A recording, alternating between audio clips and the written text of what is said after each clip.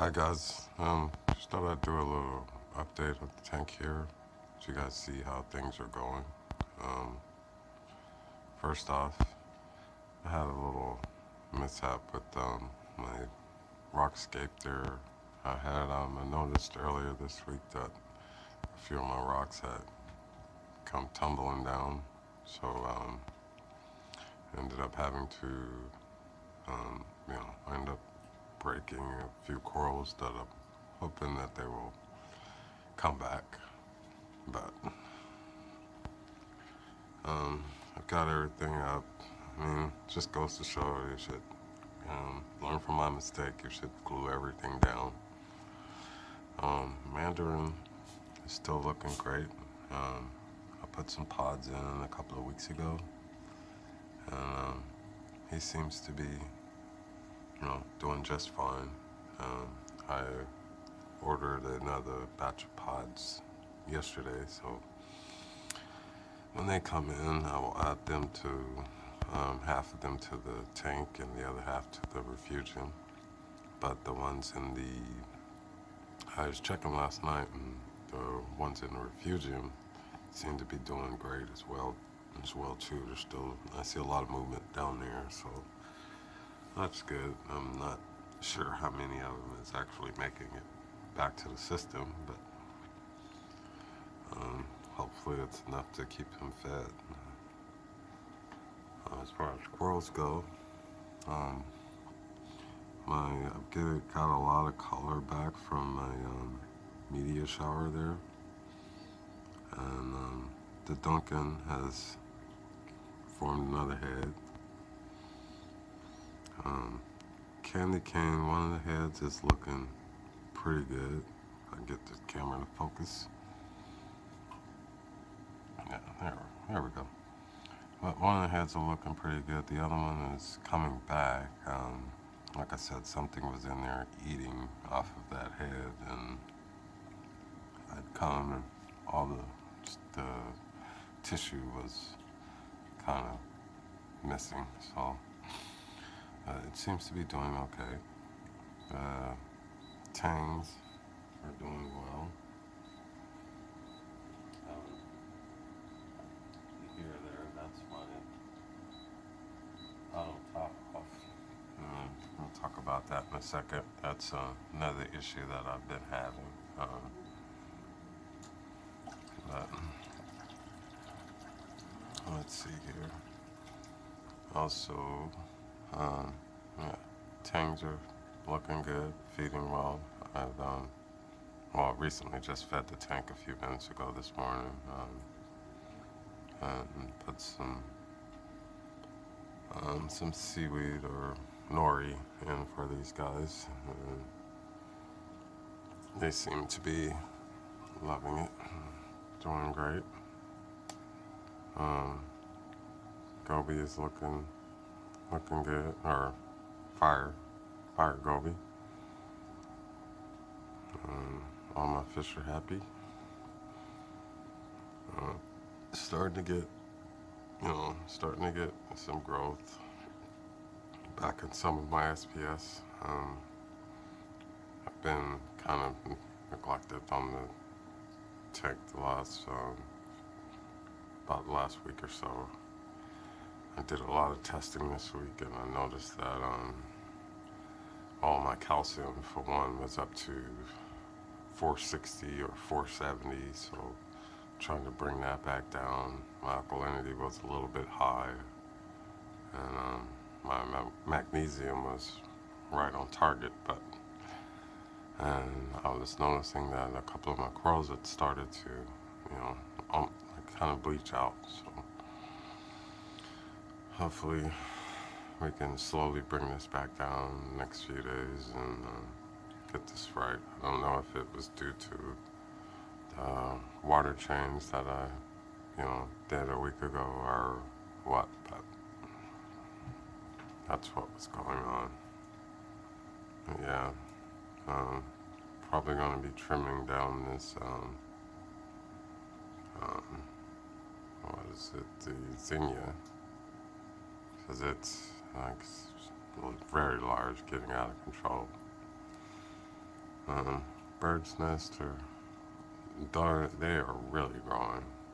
There's one piece, that was a piece that I broke off of this one in the left corner there, and it's, man, it's about the same size now.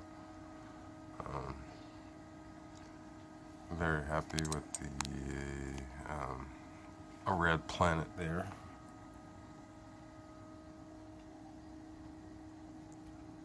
Seems to be good.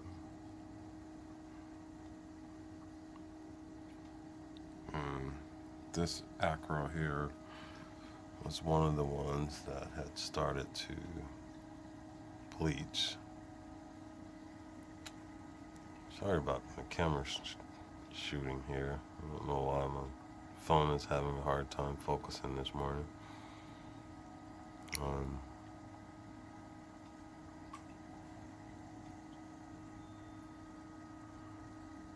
Yeah, this Galaxia, I believe that's what it's called, that I've glued to the overflow box, is growing quite a bit. My goal with that is hoping that it will cover that or at least most of the overflow box and stuff. But yeah, so yeah, and I moved these. Also, I moved these zoas on this side of the tank. Just trying to spread out the color. As you can see, there's a lot of green in my system. So, just trying to balance out some of the color. I'm hoping to get fill this tank up with a lot of colors. I would like to get some, what are they, some Lobos and brain corals and stuff. Just, slowly but surely. Hasn't gotten there yet. But, yeah, so now down to a couple of the issues that I've been having lately. In the sump area. Well, number one is my auto top off. And I don't know if any of you guys have any ideas on what to do about fixing this problem. One issue that I've been having with it is I have a smart ATO that works great, but I've noticed I'm having to clean the lens quite a bit lately, probably like once every couple of weeks. What happens is in my return section, there's a film forming. I don't know if it's from the dosing additives that I'm dosing into that section, or it's just forming from not a lot of water movement in that section, I'm guessing. I'm not sure, but it's a film that's forming, and it forms over the lens of the smart ATO, and it causes it not to come on when the water level gets low. And if I don't pay attention to it, it happens every couple of weeks, or sometimes even sooner, that I have to take it out and put it in vinegar and clean the eye. But yeah, if you guys have any idea, anyone has any ideas out there that could help me out with this issue, that would be great. But yeah, other than that, this is pretty much it. I mean, this is what I'm working on now, which is my GEO calcium reactor. I'm still piecing together all the parts. I got the calcium reactor last week, which I redid all the lines. I've added all of this blue line hosing to it, it did not have a, let's see if I can find it here. It did not have a drip valve. I've recently purchased a drip valve for it. Also, I've gotten this is one of the bubble counters. I mean, this is the main one that I'll be using. Next, I've got to get a probe holder, because this is just a cap in that section that I would like to use. And also, I want to see how this works out. I got a little cheap, this is my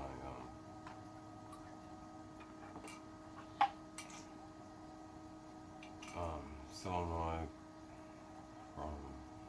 gauge for the CO2 pump, CO2 tank that I have yet to purchase. So that's what that's the last aspect of getting this thing up and running. Is, I would like to get a hold to at least a 10-pound CO2 that I can run with this reactor. I don't know, I'll probably end up upgrading this. I just wanted to get something that will get me started. You know, this was fairly cheap. I'm guessing, you know, I paid $50 for this gauge and stuff, so we'll see how this works out. Like I said, I'll probably end up upgrading it in the future. Just to get started with this. Like I said, this is my first calcium reactor, and I'm hoping that running this will kind of kill two birds with one stone, help out with the auto top-off issue, because I will be, once I get this up and running, I will be dosing this ahead of the refugium, so that will help with breaking down some of the CO2 levels in the solution, going through the refugium, and hopefully the algae will help out and take some of that out. But pretty much that's where we're